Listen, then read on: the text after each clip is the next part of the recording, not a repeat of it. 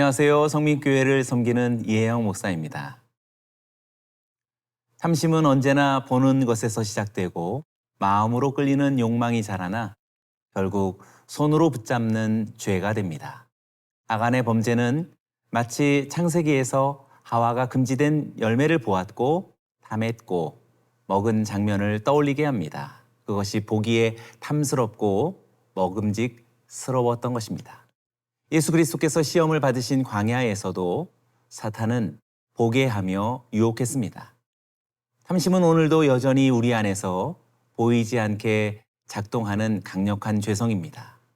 예수님은 말씀하셨습니다. 마가복음 7장 21절과 22절에서 속에서 곧 사람의 마음에서 나오는 것은 악한 생각 곧 음란과 도둑질과 살인과 같은 이러한 죄들은 마음에서 시작되는 것입니다.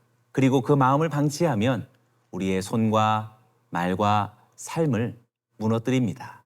오늘 본문은 한 사람의 은밀한 죄가 어떻게 공동체 전체를 무너지게 하고 또한 하나님의 거룩을 어떻게 훼손하는지를 참혹하게 보여주는 장면입니다.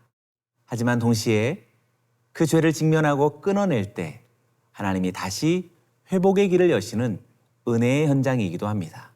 이제 오늘 말씀으로 들어가 봅니다. 오늘 본문은 여호수아서 7장 16절에서 26절의 말씀입니다. 여호수아 7장 16절에서 26절 말씀입니다. 이에 여호수아가 아침 일찍이 일어나서 이스라엘을 그의 지파대로 가까이 나오게 하였더니 유다 지파가 뽑혔고 유다 족속을 가까이 나오게 하였더니 세라 족속이 뽑혔고 세라 족속의 각 남자를 가까이 나오게 하였더니 삽디가 뽑혔고 삽디 가족 각 남자를 가까이 나오게 하였더니 유다 지파 세라의 증손이요 삽디의 손자요 갈미의 아들인 아간이 뽑혔더라. 그러므로 여호수아가 아간에게 이르되 내 아들아 청하노니 이스라엘의 하나님 여호와께 영광을 돌려 그 앞에 자복하고 네가 행한 일을 내게 알게 하라.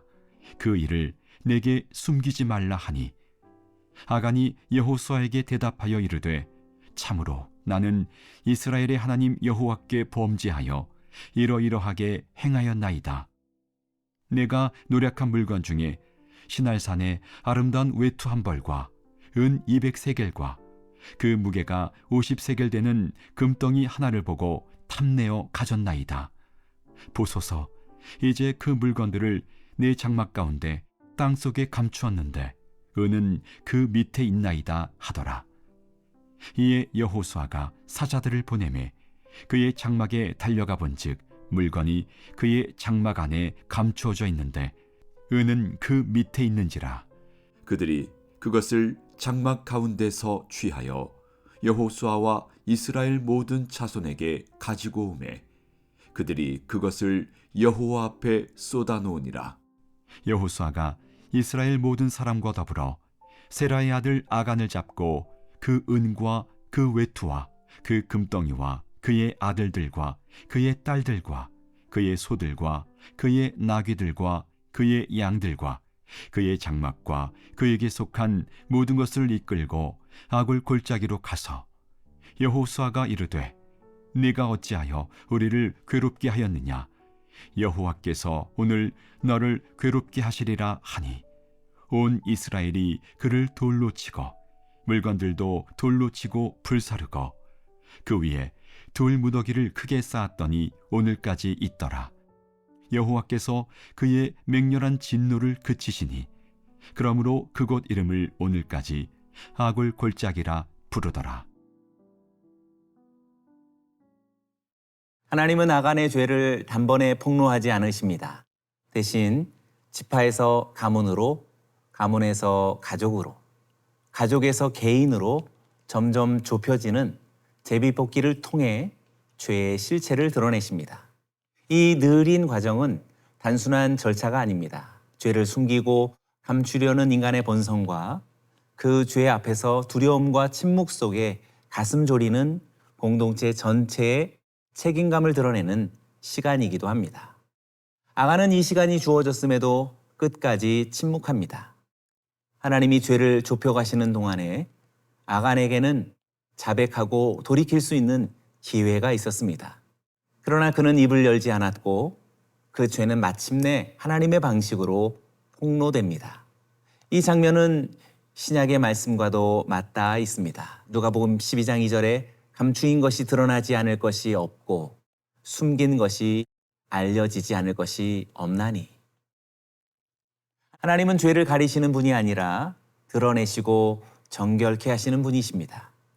하나님은 공동체를 더럽히는 죄를 그대로 방치하지 아니하시고 가장 정확한 방법으로 그 죄의 뿌리까지 다루시는 거룩한 분이십니다.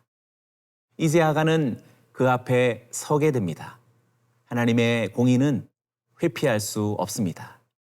그리고 오늘 이 문제는 우리들에게도 동일한 물음이 됩니다.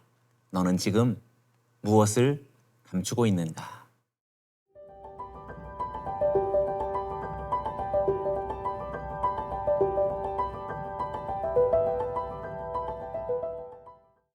여호수아는 아간에게 말합니다. 19절이지요. 아들아 청하노니 이스라엘의 하나님 여호와께 영광을 돌려 그 앞에 자복하고 내가 행한 일을 내게 알게 하라. 그 일을 내게 숨기지 말라 하니.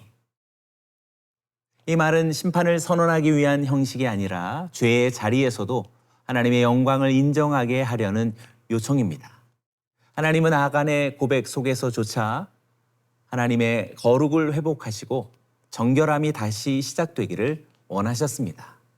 그래서 아간은 고백합니다. 21절입니다. 내가 노력한 물건 중에 시날산의 아름다운 외투 한 벌과 은 200세겔과 그 무게가 50세겔 되는 금덩이 하나를 보고 탐내어 가졌나이다. 보소서 이제 그 물건들을 내 장막 가운데 땅 속에 감추었는데 은은 그 밑에 있나이다 하더라. 보았고 탐내어 가졌습니다. 죄는 언제나 이 단순한 패턴으로 시작되지만 그 대가는 결코 단순하지 않습니다. 그러나 본문에서 더 주목할 것은 하나님이 이 죄를 반드시 다루시되 그것을 통해 다시는 공동체가 같은 죄에 빠지지 않도록 회복의 울타리를 세우신다는 점입니다. 26절에서 말합니다. 그 위에 돌무더기를 크게 쌓았더니 오늘까지 있더라. 여호와께서 그의 맹렬한 진노를 그치시니 그러므로 그곳 이름을 오늘까지 아골골짜기라 부르더라. 여호와께서 그의 맹렬한 진노를 그치시니라. 죄가 철저히 다루어진 그 자리, 곧 아골골짜기는 하나님의 진노가 멈추고 공동체가 다시 거룩한 행진을 시작하는 전환점이 된 것입니다. 그래서 후에 호세아 선지자는 이렇게 말하지요. 호세아서 2장 15절에 거기서 비로소 그의 포도원을 그에게 주고 아골골짜기로 소망의 문을 삼아 주리니. 아간의 실패는 공동체 전체의 회복을 위한 경계선이었고 그 골짜기는 실패의 종착점이 아니라 오히려 은혜의 출발점이 되는 것입니다. 우리 안에 감추어진 죄가 있다면 하나님은 결코 그것을 묵과하지 않으시지만 그 죄를 다루신 후에는 우리를 다시 회복의 길로 이끄시는 분이심을 잊지 말아야 합니다. 저와 여러분의 삶을 반드시 소망의 문으로 인도하시는 분이십니다.